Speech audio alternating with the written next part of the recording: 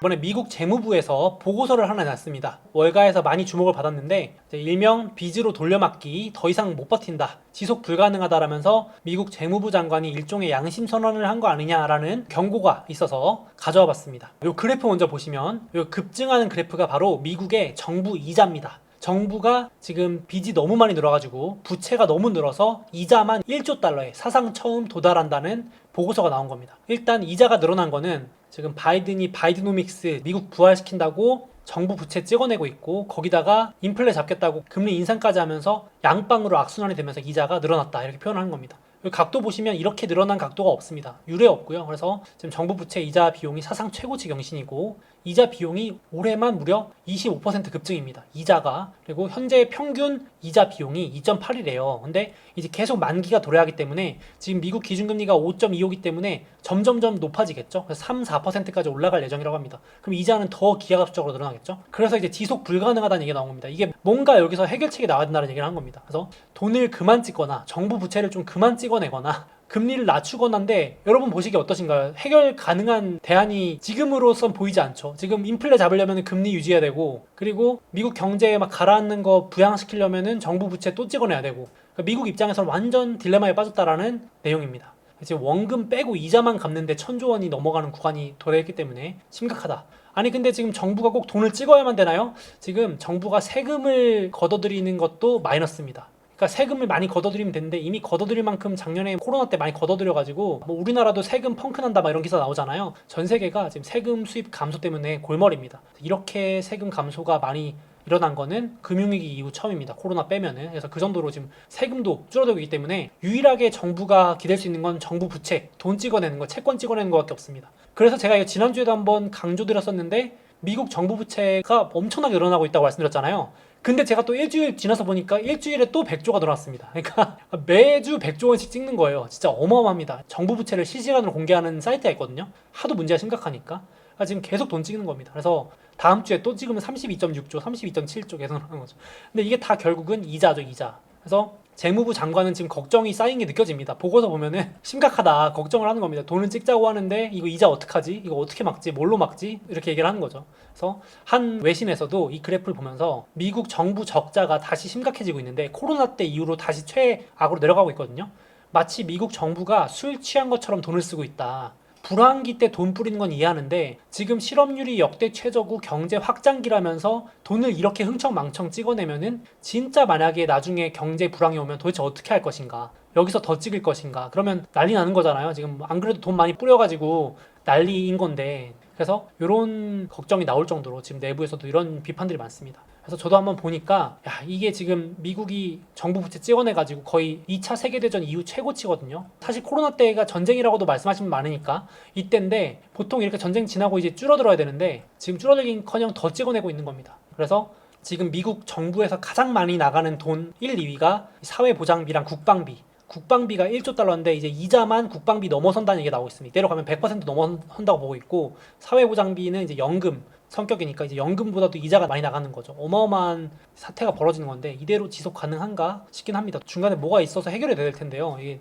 솔루션이 있을까 싶긴 합니다. 그래서 여기도 보시면 왼쪽이 부채고 미국 GDP인데, 20년 전에 2003년에 부채가 6.8조 달러에서 20년 만에 부채가 32조니까 딱 5배 늘었습니다. 부채가 5배. 근데 GDP 성장은 딱 2배 정도 조금 했습니다. 11조에서 26조. 그러니까 경제가 2배 정도 성장할 동안 부채를 5배 찍어가지고 성장시킨 거죠. 진짜 빚으로 쌓아 올린 성장이다라고까지 조금 뭐 나쁘게 말하면 숫자상으로는 그렇다입니다. 그래서 전 재무부 장관이 이걸 보고 지금 미국은 지속 불가능한 상황이다까지 비판을 합니다. 본인도 재무부 장관이었을 때 이렇게까지는 위험하다고 생각 못했는데, 지금 진짜 이 보고서 보니까 완전히 지속 불가능한 수준에 도달했다. 여기서 해결책을 마련해야 된다면서 지금 이렇게 돈 풀어낸 게 또 결국은 인플레를 만들고, 인플레 나오면 또 인플레 잡겠다고 금리 올리는데 이거 완전 악순환 아니냐. 금리 올리면 또 경제 어려워지니까 또 돈 풀어가지고 경제 살리고, 이거 뭐 하는 거냐. 이렇게 최악의 상황에 접어들었다. 미국이 지금 완전 이도저도 못하는 상황이 돼버렸다면서 걱정을 하는 인터뷰를 했습니다. 그래가지고 이 영상이 지난주 가장 화제가 됐던 영상이었습니다. 미국의 재무부 장관이 중국에 갔는데, 중국에 가서 경제부 총리를 만나서 허리를 연달아 3번이나 굽혀서 인사를 합니다.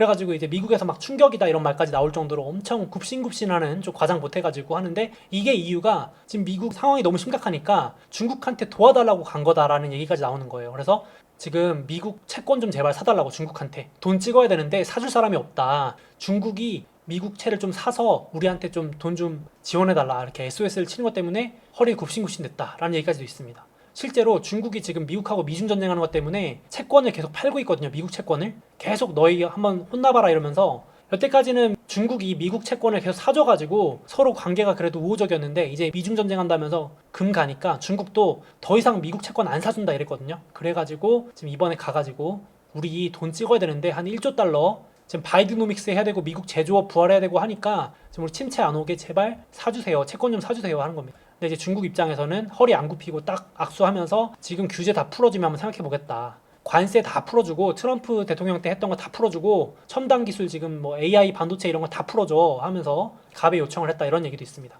그래서 지금 결과가 어떻게 나는지는 확실치는 않은데, 지금 그래서 옐런이 갔다 오고 나서 달러가 급락했다는 얘기도 있어요. 옐런이 주범이다. 지금 최근에 달러가 막 급락하는 모습이거든요. 그래서 지금 미국이 생각보다 안 좋아서일 수도 있고, 안 좋다라는 판단일 수도 있고, 아니면 둘이 지금 협상이 잘 돼서 윈윈하는 것 때문에 지금 미국 달러가 빠져나가서 전 세계로 풀린다, 긍정적으로. 긍부정 해석이 다 됩니다. 지금 중국 화폐가 좀 올라가면서 반등하거든요, 위안화가. 중국 증시도 좀 반등했고, 그래서 미국이 중국 규제 풀어줘가지고 중국 경제 지금 심각하잖아요. 그래서 중국 경제 도와줄 거다라는 기대도 있을 수 있다, 이런 얘기도 있는데, 요거는 좀 더 지켜봐야 될 것 같아요. 어쨌든 뭐 옐런 때문에 달러가 움직였다라는 얘기도 있을 정도로, 그래서 지금 달러가 급락하고 있는 부분도 있는데, 일단 뭐 증시 자체는 긍정적입니다. 유동성 공급으로 해석이 되기 때문에 신흥국 증시도 좋고, 한국도 좋았고, 중국도 좋았고, 미국 빅테크도 좋았고, 자금 유입이 되니까요.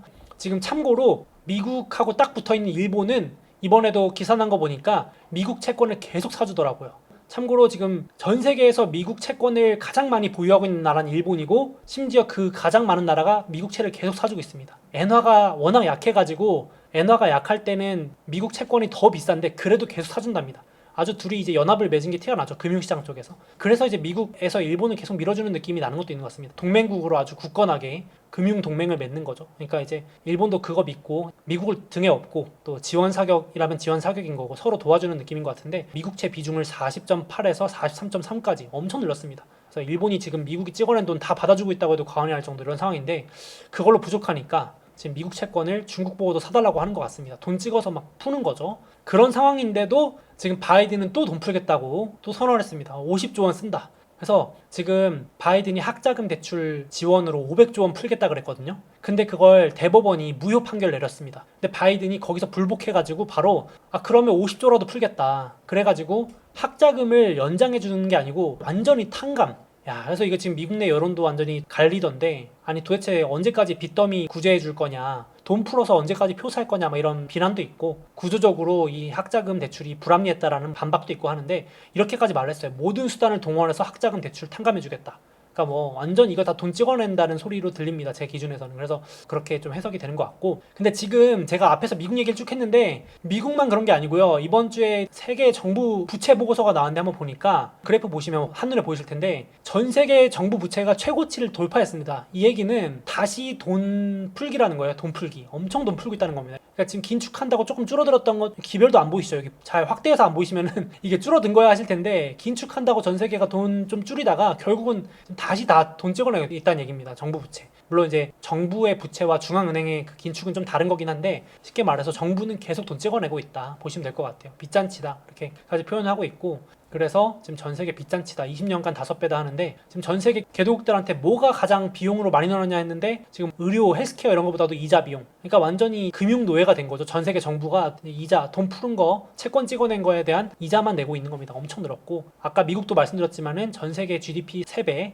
생산 3배 늘어날 동안 부채는 5배, 20년 동안 늘어났다고 합니다. 빚으로 쌓아 올린 그런 성장인 거죠. 지금 전 세계가 다 그런 상황인 것 같아요. 그래가지고 멀리서 찾을 게 아닌 게, 한국도 지금 그런 상황이 일어나고 있죠. 이제 보시면 사실상 돈 풀어서 위기 막는 게 너무 보이는 사건들이 많죠. 이번에 새마을금고도 뱅크런 난다고 하니까 정부가 이제 은행들 말해가지고 은행들이 채권 사주고, 이거 다 돈 찍어내서 사주는 거거든요, 실질적으로 보면은. 그리고 부동산 시장이 위험하니까 돈 풀어가지고, 대출로 대출을 막는, 이게 다 결국은 빚으로 빚을 막는, 돈 풀어서 위기 막는 그런 사례들인 것 같고, 한국만 그런 게 아니고 중국도 이번에 또 발표한 거 보니까 부동산 위험하다 하는데 또 대출 연장해줬어요. 계속 틀어막는 겁니다. 전 세계 정부가 지금 다 그런 시도고, 대출 만기도 연장해주고, 지금 부동산 위험한데 채무 구제, 비탄감이 아주 요즘 대세입니다. 그러니까 그냥 터지면 안 되니까 정부가 끌어안는 거죠. 정부 부채를 찍어가지고, 채권 찍어가지고, 이게 다 돈 찍어내기의 일환이 아닌가 또 생각이 듭니다. 한편 내 돈이 녹아내리는구나 이런 생각이 좀 들었고, 그래서 지금 보면은 이런 기사들 진짜 많더라고요. 막 우리은행 연체 이자를 내면 원금 탕감, 오죽하면 기사가 보니까 성실히 갚는 사람만 바보, 이런 비판적인 기사도 나오던데,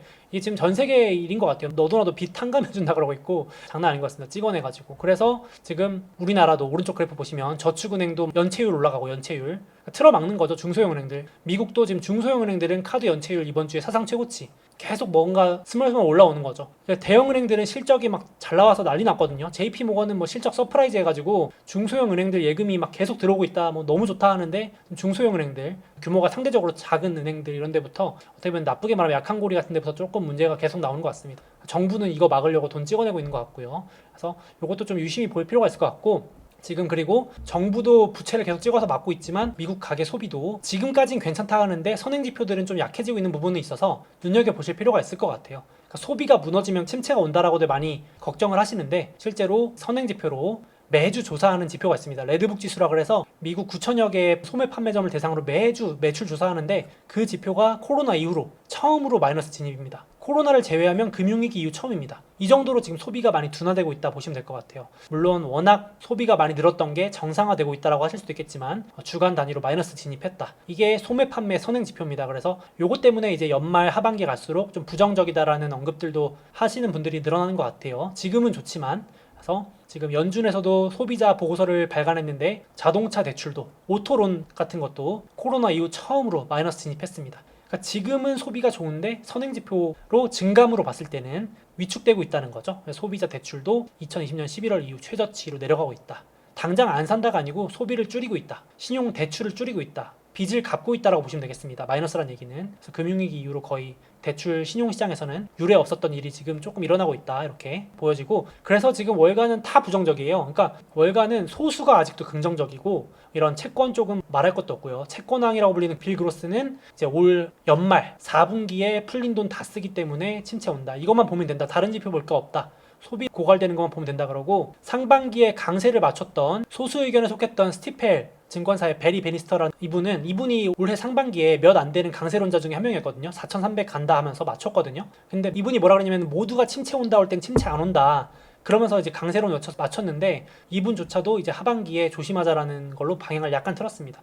올해 말 내년 초에 좀 조심하자, 다들 또 침체 걱정 안 할 때가 침체 온다라면서 또 방향을 살짝 바꿨는데, 뭐 이 전망은 참고만 하시면 좋을 것 같습니다. 이건 아무도 못 맞추니까요. 정말로 이런 근거가 있다라고 보시면 될 것 같고, 그래서 JP모건 쪽은 완전히 부정적으로 방향을 잡았더라고요. 그래서 최고 투자 책임자 그리고 콜라노빅 형님 둘 다 공통적으로 곧 실업률 늘면서 채권 올라갈 거기 때문에 채권 사라라고 계속 강조하고 있습니다. 이게 완전 포지션을 정해가지고 사실 월가는 상당히 부정적인 것 같긴 해요. 그래서 그래프 보셔도 지금 고용 선행 지표는 조금 빠지고 있기 때문에, 이런 지표들을 보는 월가에서는 조금 보수적으로 접근을 계속하는 것 같습니다. 참고 정도 하시면 될 것 같아요. 뭐 월가가 맨날 맞추면 다 떼돈 벌었겠지만 그런 것도 아니니까 리스크 관리 정도 하시면 될 것 같고, 역시 뭐 국내 증권사들에서도 긍정적인 보고서들도 많이 나왔거든요. 반박하는 보고서들도 많아요. 그래서 제가 부정적인 내용들은 먼저 소개해드렸고, 긍정적인 리포트는 또 카페에 올려놓겠습니다. 보시면 미국 하반기에 서비스업 점점 부진하지만 제조업이 회복하기 때문에, 한국도 이제 반도체 바닥치고 하반기 올라갈 수 있다 이런 기사 나오듯이 제조업도 회복되기 때문에, 사이클이 이번엔 상쇄되기 때문에 충격이 심하지 않다, 뭐 침체가 오지만 얕은 침체다, 이런 논리도 있고, 그래서 지금 드디어 미국 경기 선행지수도